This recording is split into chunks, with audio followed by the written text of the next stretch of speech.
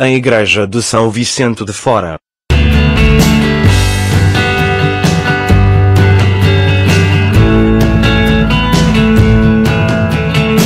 Considerada um dos mais impressionantes edifícios lisboetas, a Igreja de São Vicente de Fora ergue-se como uma imagem emblemática do mecenato arquitetónico de Filipe I, depois de ter subido ao trono português. Instituído por Dom Afonso Henriques em 1147, decorrendo do voto feito pelo monarca caso conseguisse conquistar Lisboa, o mosteiro dedicado ao mártir, e entregue aos cônegos regrantes de Santo Agostinho, simbolizou na sua essência a refundação cristã da cidade, tornando-se progressivamente uma das mais importantes casas conventuais lisboetas. Em 1527, Dom João III encetou uma profunda reforma no interior da Ordem dos Crúsios, que estabelecia uma reformulação das regras de vida monástica, estendendo-se à arquitetura dos complexos conventuais. No entanto, só no início do reinado de Filipe I é iniciada a reforma do edifício da igreja e do mosteiro, numa ação em que o monarca refazia o gesto fundacional de Afonso Henriques, sobretudo como gesto primeiro de uma nova dinastia e de um novo mecenas, reforçada pela escolha do templo para Panteão Real.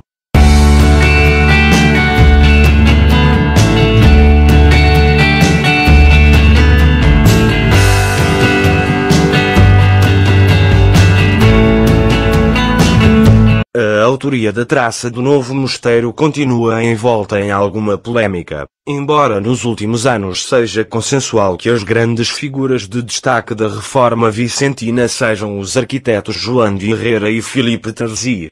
Serrera, autor do Escorial, são atribuídos os planos do complexo mandados fazer por Filipe I, coincidindo a data dos esboços com os anos de permanência do arquiteto em Lisboa. De Tarzi destaca-se o seu contributo nas traças operativas, ou seja, o seu papel na condução do estaleiro de obras e a influência decisiva do seu trabalho na estrutura final. Outra figura de destaque na obra de São Vicente de Fora é, sem dúvida, o arquiteto português Baltazar Álvares, que dirigiu as obras entre 1597 e 1624, e a quem se aponta a composição da fachada. Adaptando a tradição do maneirismo romano às tradições arquitetónicas portuguesas, o seu modelo constituiu-se como uma das gêneses do estilo chão, marcando em definitivo a arquitetura maneirista, em Portugal e em todo o mundo português, durante o século XVII.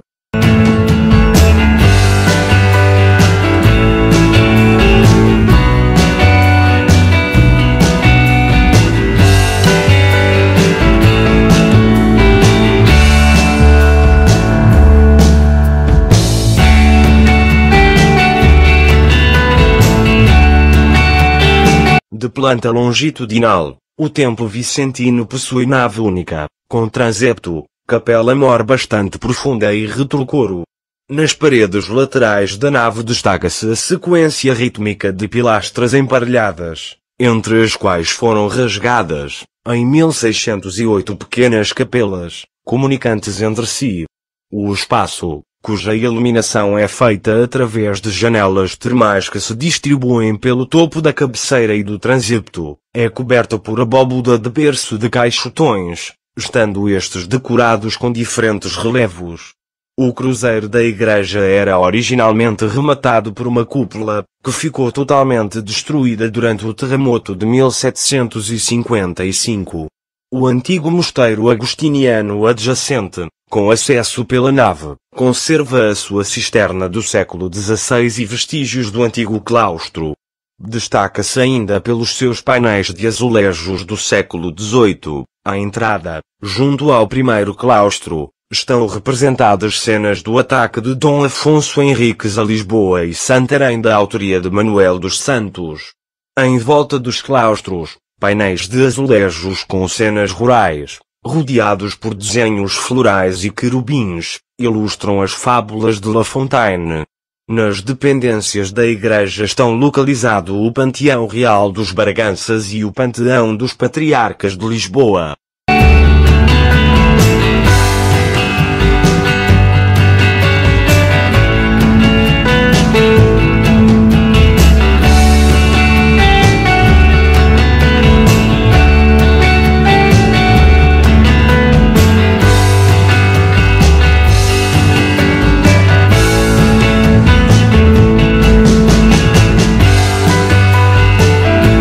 A fachada apresenta uma composição muito original, de linhas sóbrias e depuradas mas repleta de monumentalidade, como convinha a uma igreja designada Panteão Real, na qual se destaca a disposição das duas torres.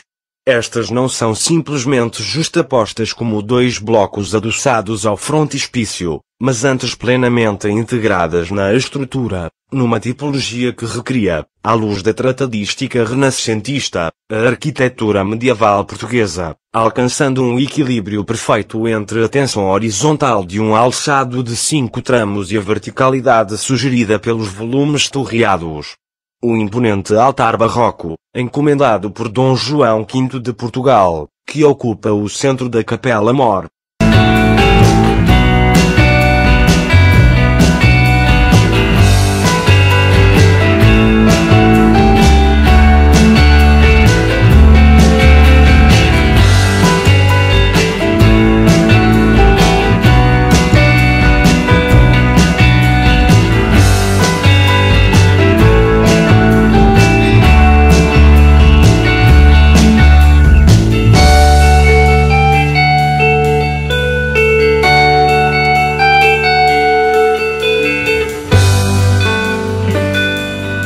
As obras de restauro da igreja destruíram estuques pintados nos tetos.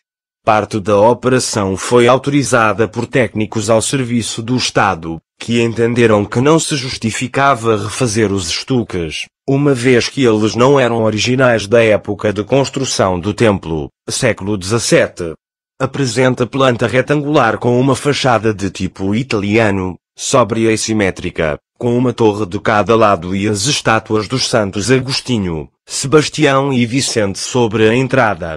No interior, destacam-se um baldaquino em estilo barroco de autoria de Machado de Castro, por cima do altar, flanqueado por estátuas de madeira em tamanho natural. Um órgão ibérico construído em 1765 pelo organeiro João Fontanes de Maqueixa e restaurado em 1994 pelos franceses Claude e Christine Reinolter. Trata-se de um dos melhores e maiores exemplares da organaria portuguesa do século XVIII.